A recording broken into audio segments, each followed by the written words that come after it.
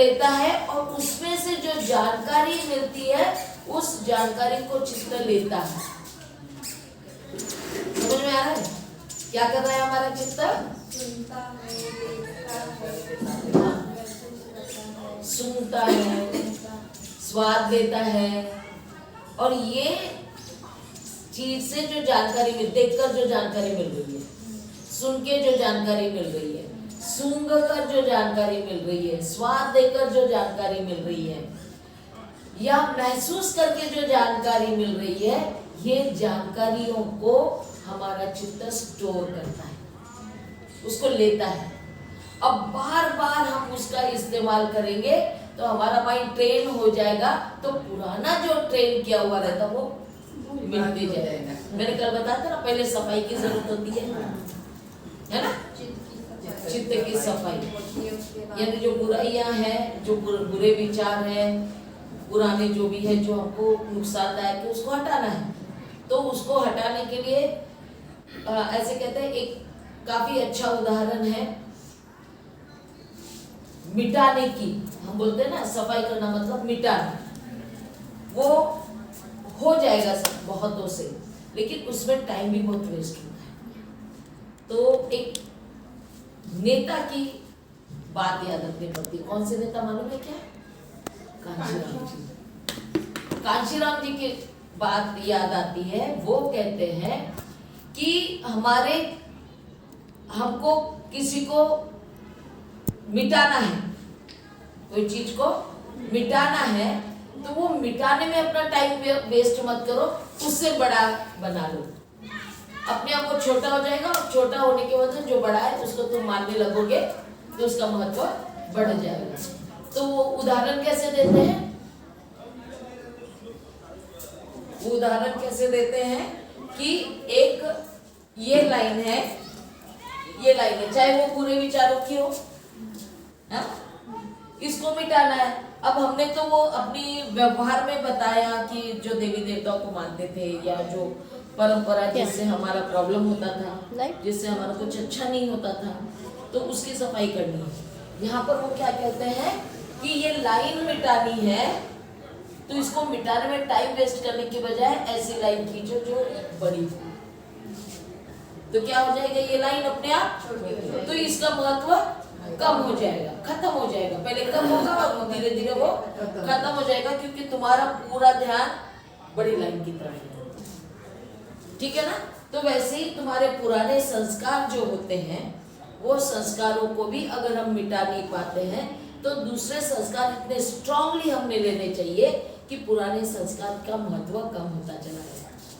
अलग अलग तरीके हैं ना मिटाने के, खत्म करने के, ये एक बहुत अच्छा तरीका है। तो ये इसको कहते हैं ट्रेनिंग ऑफ माइंड। क्या कहते हैं इसको?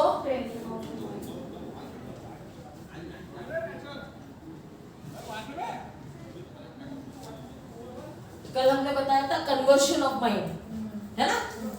कन्वर्शन ऑफ माइंड, यानी हम लोग धर्म का कन्वर्शन नहीं कर रहे हैं, हम धर्म परिवर्तन नहीं कर रहे हैं, हमारे माइंड का कन्वर्शन कर रहे हैं, है ना? यानी हमारे चित्त का परिवर्तन कर रहे हैं। ठीक है? तो चित्त परिवर्तन यानी हमारे व्यवहारों को बदलना है, हमारे चित्त को उस तरह का प्रशिक्षण देना है। इसलिए बुद्धिज्म में प्रशिक्षण को ज्यादा महत्व है। संस्कार भी होते हैं तो प्रशिक्षित होने चाहिए। संस्कार जो दिए जाते हैं वो बार बार उनको बताया जाना चाहिए, इसलिए इसका प्रोसेस होता है। कैसा प्रोसेस होता है? सुनो, सबसे पहले तो ऑब्जर्व। क्या कहते हैं इसको? ऑब्जर्व यानी देखना, देखो, ऑब्जर्व, देखो। उसके बाद में हम लोग किसी को सुनते हैं, लिसन, देखो। देखने के बाद में कोई पढ़ता भी है ना? लिसन या रीड, पढ़ो।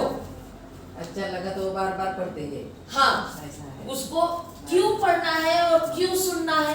बार बार सुनना और बार बार पढ़ना जरूरी होता है, क्योंकि इससे क्या होता है, इससे हमारी अंडरस्टैंडिंग यानी समझ बढ़ती है।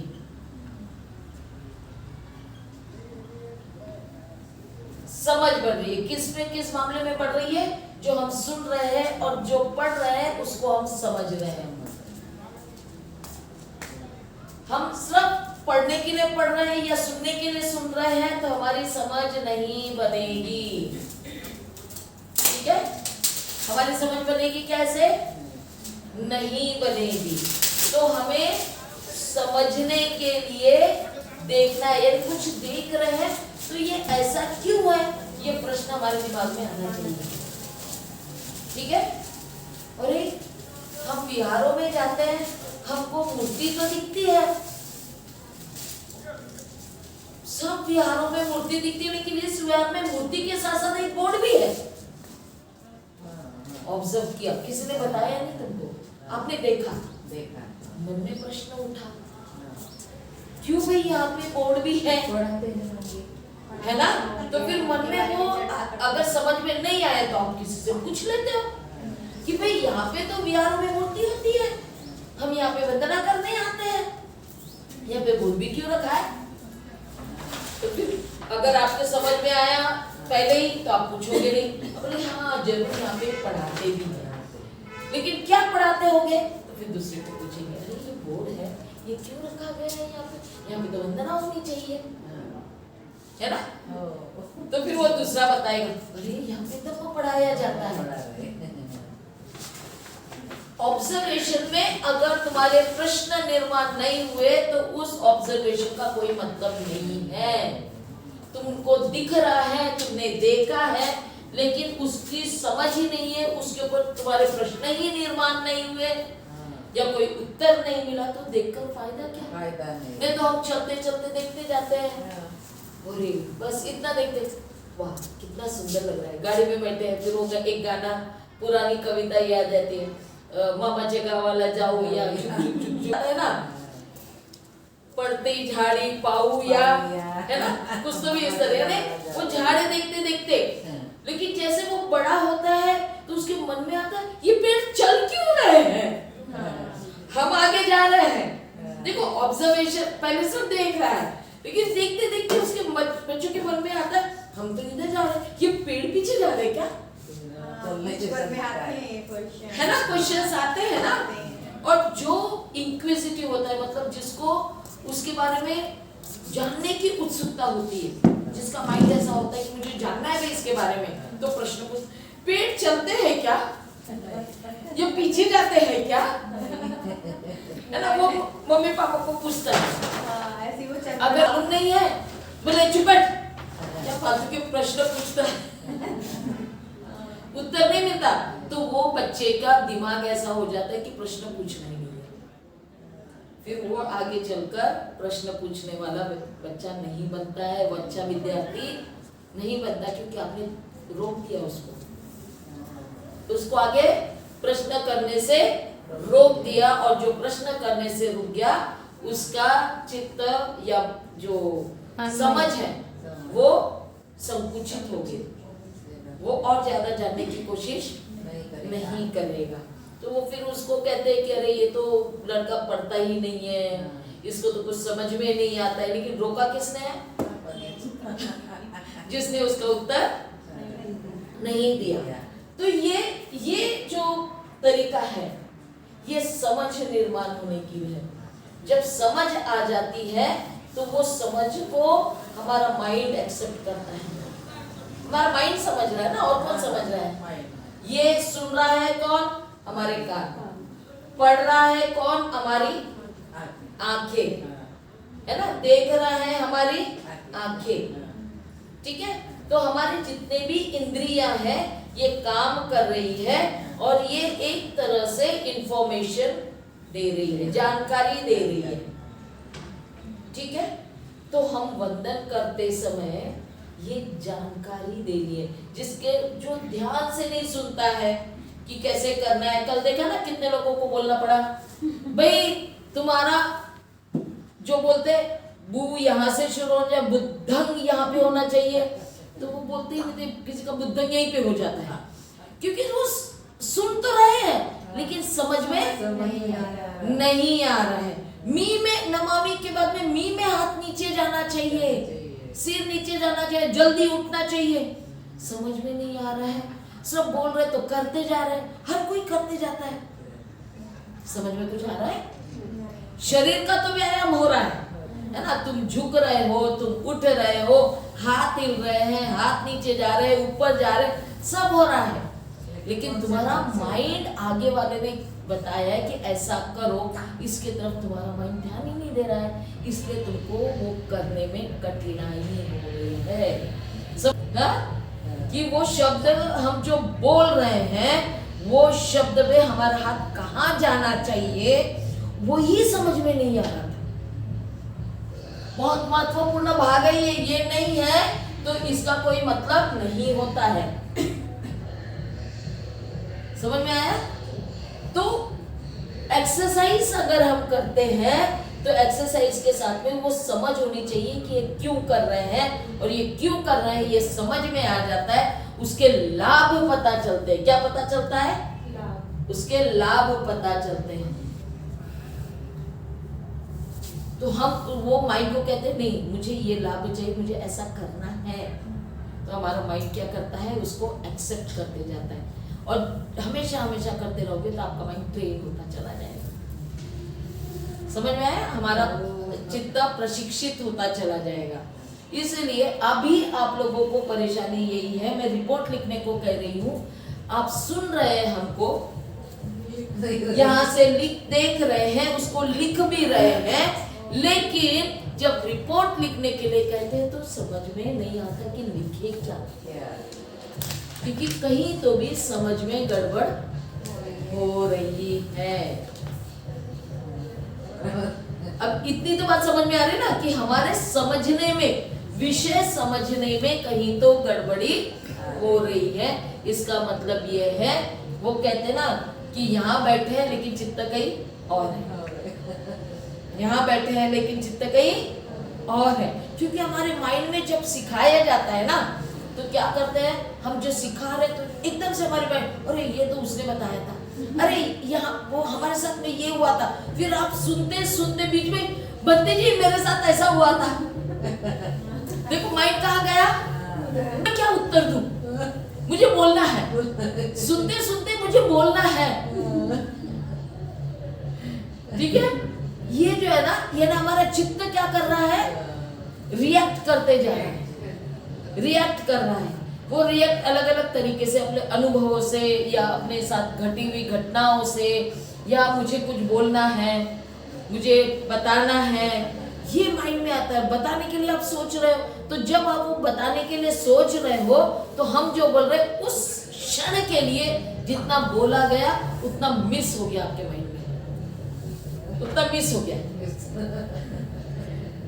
समझ में आया? उतना मिस हो गया, तो उतनी बात तुम्हारे ध्यान में नहीं रही। इसलिए कहते हैं ध्यान भटक गया तुम्हारा। तो वो ये हमको अगर हमारा माइंड ने एक्सेप्ट कर लिया, जो इसलिए कहते हैं ना पढ़ाते समय हमने बोलना नहीं है, पूरा ध्यान पढ़ाई की तरफ रखो। और बहुत बार ये कहा जाता है कि प्रश्न भी पूछना है तो पूरा सुनने के बाद आखिरी में प्रश्न करो, पहले मत करो। प्रश्न वो विषय से संबंधित भी नहीं रहता है, वो तो कोई और विषय का रहता है, लेकिन मुझे पूछना है। बाद में भूल जाएंगे। तो ऐसे समय में बच्चे जी रुको मैं लिख लेती हूँ, मेरे मन में प्रश्न है, इतना तो करो। तुम लिखते बैठोगे, अब तुम लोग यहाँ मैं पढ़ा रही हूँ, यहाँ पे लिखा है, जैसे मैं वहां लिखना शुरू कर देती और मैं बोल भी रही हूँ, तो ये लिखना तो तुम भी वहां से लिखना शुरू कर देते हो, और मैं जो बोल रही हूँ तुम्हारे माइंड में नहीं जाएगा।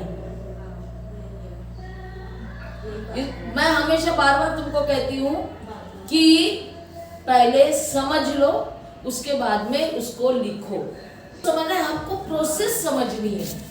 यहाँ पे क्या करना है, हमको हमें समझने की समझ आनी चाहिए। प्रोसेस जो है, समझने के लिए जो प्रोसेस है उसको समझना है।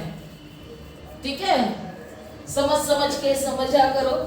ये इसको फिर बार बार तुम एक बार समझ लेना तो हमको लगता है आ गया, तो हम उसकी प्रैक्टिस नहीं करते। प्रैक्टिस नहीं किए तो फिर से पुराना वाला हावी हो जाता है, क्योंकि वो जो पुरानी वाली लकीर लंबी है ना, तुम्हारे प्रशिक्षण की लकीर लंबी नहीं हुई। तुमने सिर्फ समझा, तुमने समझा तो यहाँ तक आया, बस इतना सा। और तुमको लगा मुझे आ गया, ये सबसे बड़ी गलती होती है हमारी। मुझे आ गया, रुक गए यहाँ पर, ये उससे बड़ा है पहला वाला, पहले वाले संस्कार बड़े हैं। तो ये अभी वाले जो नया ट्रेनिंग लिया ये छोटा है, 10 ही तो दिन का ले रहे हो। इसलिए हम कहते हैं कम से कम 2 साल का ट्रेनिंग होना चाहिए। 2 साल लगातार तुम इस तरह का प्रणाम करोगे, वंदन करोगे, कभी भूलोगे नहीं। रोज सुबह शाम, क्योंकि घर में जाने के बाद में उस तरह का माहौल नहीं रहेगा कि तुम्हें वंदन करना पड़े। जिम्मेदारी यहाँ पे भी जिम्मेदारी है, लेकिन यहाँ जिम्मेदारी के अलावा तुमको मालूम है सुबह उठकर हमको करना ही करना है वंदन। कुछ दिया हमने तो वंदन करना ही करना है। कोई आया, समय पर आए हैं तो हमने वंदन करना है। तो क्या होता है, दिन में कई बार हम वंदन कर लेते हैं, और घर में जिम्मेदारी के पहले सुबह उठकर हम कर सकते हैं, लेकिन नहीं करते हैं। क्योंकि बोलते हैं चलो ना आज बहुत लेट हो गया, अब थोड़ा सा लेट उठे, या फिर लेट उठे या कुछ भी हो, करना है मतलब करना है ना। तो ये जो प्रशिक्षण का भाग होता है ना, उसके लिए तभी मैंने जो बताया था तुमको, अनुकूल वातावरण, प्रशिक्षण के लिए अनुकूल वातावरण होना चाहिए। इसलिए अक्सर धम्म के क्लासेस ये आवासीय प्रशिक्षण होता है, लेकिन कोई इस बात को समझता नहीं है। बोलते घर छोड़कर कैसे जाए प्रशिक्षण लेने, वातावरण छोड़ के आना पड़ता है ना, अपने घर का वातावरण छोड़कर यहाँ आना पड़ता है, और फिर 2 साल के लिए रहना है। जीवर तो लिया नहीं बाबा, 2 साल के लिए हम नहीं रहेंगे, क्या करेंगे हम, हमको आ गया ना सुक्त बोलना, गाथा बोलना आ गया, तो हम दूसरों को जाकर सुनाएंगे, जाकर हम परित्राण पाठ लेंगे। यानी अपने आप को जीवन लेने के बाद में सब आ गया, तो हमको धम्म बहुत आ गया है, और हम जाकर दूसरों को बताना शुरू कर देते हैं। और बताते क्या है, तो पाली में बोल लेते हैं, जो ना खुद को समझ में आता है ना दूसरे को समझ में आता है। प्रशिक्षण नहीं लिया, जीवन लेने के बाद में मिनिमम 2 साल का कोर्स अगर आपने किया और अच्छे से समझे, तो आपका माइंड कितना प्रशिक्षित हो जाएगा ये समझो। हम 10 दिन के लिए आपको बुलाते हैं, तो इसका महत्व जानने के लिए बुलाते हैं। पहले महत्व जानोगे तभी तो आओगे। अब 10 दिन में जो महत्व जानेगा वो दोबारा आएगा, समय निकाल कर, नहीं मुझे तो करना ही है, मुझे 1 महीने में 10 दिन के लिए जाना ही जाना है। कोई बोलेगा नहीं मैं 2 महीने में 10 दिन के लिए और जाऊंगा, है ना।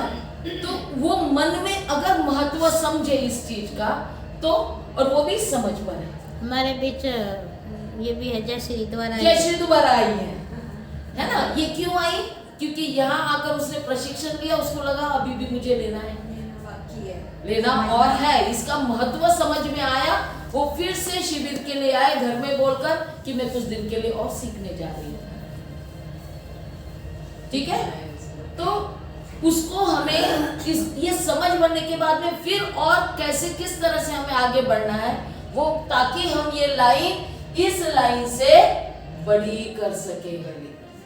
जब बड़ी हो जाएगी तब आप पूरी तरह से दूसरों को बताने लायक हो जाओगे, क्योंकि तब तक आप प्रशिक्षित हो जाओगे। कैसे हो जाओगे, और प्रशिक्षित कैसे होंगे, खुद करके बताने वाले होंगे, खुद आचरण में लाने वाले होंगे। हमने कल बताया था आदरणीय व्यक्ति या बनते, जिसको हम पूजनीय कहते हैं, वो व्यक्ति कैसा होना चाहिए, खुद आचरण में लाने वाला होना चाहिए, तब वो दूसरों को बताने का हकदार होता है। हम जितने भी धर्मगुरु, मैं दूसरों के बारे में नहीं कुछ कहना चाहूंगी, लेकिन बुद्धिज्म में इतना जरूर है, बुद्ध कहता है मैंने जो अनुभव लिया, मैंने जो ज्ञान प्राप्त किया, वही मैं आपको बताऊंगा, जो मैं आचरण में लाता हूँ वही मैं आपको बताता हूँ। बुद्ध ने जो नहीं किया वो हमको नहीं बताया, इसलिए तो उनको तथागत कहा गया ना। जैसा बोलते हैं, जैसा चलते हैं, वैसा बोलते हैं, यानी वो उस मार्ग पर चले हैं और तुमको चलने के लिए बोले हैं, इसलिए उनको तथागत कहा गया। समझ में आया। क्लियर एकदम। तो हमको क्या करना है, खुद के आचरण में लाना है। यहां से जाने के बाद में अगर आपने थोड़ी भी गलती की तो क्या बोलेंगे, क्या सीख कर आई ये तो खुद ही आचरण में नहीं ला रहे हैं, जीवन लेकर फायदा क्या हुआ। आप उस समय बोल सकते हो मैं प्रशिक्षित नहीं हूँ और मुझे लेना है। बहुत बढ़िया, अच्छा है, आगे के लिए दुआ है ना। हाँ, ये आदत नहीं हुई ना मुझे, फिर से मुझे प्रशिक्षण लेना है और थोड़ा सा वहां पे मुझे करना है, आचरण में लाने के लिए प्रशिक्षण लेना है। ठीक है, तो उससे क्या होगा, मतलब फिर मेरे द्वारा कोई अपराध नहीं होगा। अब ये सब अपराध हो रहा है, आप उसको गलती करो लेकिन मैं तो इसे अपराध मान रहा हूं, समझ रहे हो। क्योंकि बुद्ध क्या कहते हैं, जो भी करते हो अकुशल कर्म जिसका परिणाम हमें अच्छा नहीं मिलता वो अपराध होता है।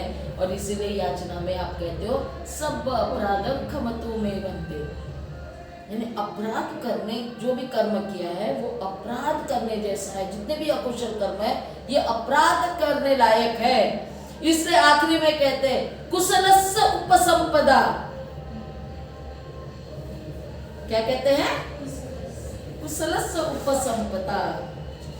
ये कुशल कर्म करने में वो माहिरत हासिल हो कि तुम उसमें उपसंपादित हो जाओ, तुम उसमें टीचर हो जाओ, तुम उसमें एक प्रशिक्षक बन जाओ। उपसंपादित है ना, भिक्खुनी बनना, भिक्खु बनना, ये वो प्रशिक्षित व्यक्ति को दी गई उपाधि है।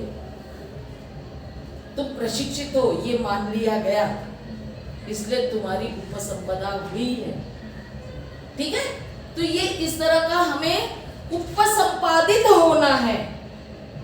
कैसा उपसंपादित होना है कि जैसे शीशे में देखने के बाद में सब कुछ क्लियर दिखना चाहिए। सचित्त परियोदपनं एतं बुद्धान शासनम्। कैसा होना चाहिए, सचित्त परियोदपन। हमारा चित्त ऐसा होना चाहिए कि वो पूरा आईने की तरह साफ हो, आईने की तरह साफ हो, तब हम कहेंगे कि हम उपसंपादित हुए। और वो ये 10 दिन के कोर्स में नहीं, यहाँ पे तो सिर्फ महत्व समझ रहे हो, आप इसकी ABCD सीख रहे हो। इसलिए हम कह रहे हैं अभी आप 10 दिन के कोर्स के लिए आए हो तो आप अभी नर्सरी में हो। किसमें हो, नर्सरी में हो, और आपको तो कहीं आगे तक जाना है। और हम लोगों को कैसे फिर आगे यह होता है, हमको बुद्ध की बहुत किताबें पढ़नी है, बहुत किताबें पढ़नी है। हमको बताओ ना बनते जी कौन सी किताबें पढ़े। हम बेसिक ABCD तो सीखे नहीं इसका, हाँ, लेकिन बहुत सारे लेखकों की किताबें हैं, हमको वो किताब पढ़ना है। फिर उसमें वो बहुत बड़े बड़े अक्षरों में, बड़े बड़े शब्दों में उसको लिखा गया है। हमको ऊपर समझ में नहीं आया ना तो हमको बहुत अच्छा लगता है, कितना बड़ा है, कितना अच्छा है। किसी ने बड़े बड़े शब्दों में आपको प्रवचन दिया ना, क्या ज्ञानी इंसान है। क्यों ज्ञानी है, क्योंकि वो बोल रहा है वो मेरी समझ में नहीं आ रहा। आगे वाला ज्ञानी इसलिए है क्योंकि वो जो शब्द बोल रहा है वो इतना बड़ा शब्द है, मेरी तो बिल्कुल भी समझ में नहीं आ रहा है, इसलिए वो ज्ञानी है। समझ में। तो क्या है ना, इसको हमें बेसिक स्टेप बाय स्टेप करके ही जाना है। जो किताबें पढ़नी है वो बेसिक ही पढ़नी है। अगर यहां से जाते हैं तो हम नोट्स तुमको इसलिए लिखने लगा रहे हैं कि वो नोट्स को बार बार पढ़ो, नोट्स लिखो, नोट्स को बार बार पढ़ो, और उसको बार बार पढ़ोगे तो तुम्हारा माइंड उसको एक्सेप्ट करता चला जाएगा, है ना। वो एक्सेप्ट होगा, उसके बाद में आप कम से कम ये 10 दिन में सिखाए और कोर्स तो नर्सरी पास कर जाओगे। इसलिए आपके 10वें दिन परीक्षा होने वाली है, ध्यान रखना। मैं ये बता रही थी आपको कि बुद्धिज्म क्या जो भी शिक्षा है, बुद्ध की जो भी शिक्षा है, ये सिर्फ शरीर से संबंधित नहीं है, तो चित्त से संबंधित है। इसलिए जो हम बंधन भी करते हैं, सिंहासन पर बैठकर जो बंधन करते हैं, उसमें सिर्फ शरीर ही नहीं तो चित्त का भी उतना ही महत्व है। बिना चित्त का काम करोगे तो बंधन को भी कोई मतलब नहीं है, नहीं तो फिर बोर्ड लागू और पाया लागू, इसके अलावा और कुछ नहीं होने वाला। ठीक है, तो ये हमको समझना है। हिलाकर कर सकते हैं, हाथ जोड़कर कर सकते हैं ये सारे। और वंदन करना है तो आपको घुटनों पर बैठकर ही करना होगा। ठीक है, ये दोनों का डिफरेंस तुम याद रखोगे तो पता चलेगा कि आप सच में कर क्या रहे हैं। ये जब समझोगे तो आपके अंदर एक नम्रता का भाव आएगा, आपके अंदर का ईगो खत्म होगा, है ना। ईगो बहुत बड़ा विकार है, बहुत बड़ा विकार है। ये ईगो को खत्म सिर्फ वंदन ही कर सकता है। वंदन को जितने अच्छे तरीके से समझकर करोगे आपका ईगो वैसा ही कम होगा। अब सिर्फ फॉर्मेलिटी के लिए वंदन करते हो तो आपका ईगो खत्म नहीं होगा, यहाँ तक है कि आपका ईगो वंदन भी करने नहीं देगा। बोलेगा क्या है, छोड़ो ना, नहीं करना है। उससे ज्यादा तो मुझे मालूम है, क्यों मैं वंदन करूं इसको। ईगो का इतना महत्व है, ठीक है, उसके नेगेटिव सेंस में कितना बड़ा महत्व है कि तुमको हर चीज करने से, हर अच्छी चीज करने से या हर चीज सीखने से आपको रोक देता है, पूरी तरह से आपके लिए दरवाजे बंद कर देता है। ये ईगो आपके समझने के जो 5 इंद्रिय है वो 5 इंद्रियों के दरवाजे बंद कर देता है। यानी तुम बैठे भी रहोगे, मजबूरी में किसी के साथ आए हो, किसी ने बोला अरे चलो हमको सुनना है, यहाँ पे धम्म की चर्चा चल रही है, मुझे तो मालूम है धम्म, लेकिन तुम बोल रहे तो चलते हैं क्योंकि अभी कुछ काम नहीं है, चलते। वो बैठा रहेगा कुर्सी पर, लेकिन वो क्या बोलेगा, सुनने दो ना, मैं अपना कोई वीडियो लगा लेता हूँ या गाने सुनता हूँ। उसने वो ज्ञान के लिए अपने इंद्रिय, कान के इंद्रिय क्या कर दिया, बंद कर दिया। ठीक है, समझ में आ रहा है। तो हम ये पूरा बंद कर देते, ईगो हमारा ज्ञान लेने का जो मार्ग है, जो दरवाजे है, उसको बंद कर देता है। अगर आपको ये समझना है कि मैं अपना ईगो मुझे दूर करना है, हर बार आपको याद आना चाहिए, कोई भी कार्य करते समय जब आपके माइंड ने कहा कि मुझे तो आता है, अब मन में आना चाहिए आता है, लेकिन मुझे ईगोइस्टिक नहीं होना है। मन में आना चाहिए, आपके मन इतना ट्रेन होना चाहिए कि जैसे ही आपके मन में वो उठा कि तुमको आ गया, खुश हो गए तुम, तब तुम्हारे मन में उसके साथ साथ आना चाहिए लेकिन और बहुत कुछ सीखना है, मुझे इस बात का ईगो नहीं रखना है, इसके लिए मुझे अहंकार नहीं करना है, क्योंकि मुझे तो मरते दम तक सीखना है। मुझे कब तक सीखना है, जब तक मैं जिंदा हूँ, जीवित पर्यंतं शरणं गच्छामि, है ना। हम बोलते हैं ना, बहुत बार ये शब्दों को हम टाल देते हैं, जीवित पर्यंतं, क्या अलग अलग निब्बान पर्यंतं और ये और वो, अरे वो निब्बान की बात छोड़ो, जीवित रहने तक तुमको सीखना है, उसमें जीवित रहने तक हमको निब्बान प्राप्त करना है। तो क्या निब्बान प्राप्त होगा और तुम छोड़ दोगे, तुमको मालूम भी नहीं कि निब्बान प्राप्त हो रहा है या नहीं हो रहा है, किस तरह से हो रहा है, ये भी मालूम नहीं है, लेकिन आप कह रहे निब्बान पर्यंतं। क्यों सीखना है, आखिरी दम तक, मरते दम तक हमको सीखना है, जब तक जीवित है तब तक सीखना है। ठीक है, ये बात को ध्यान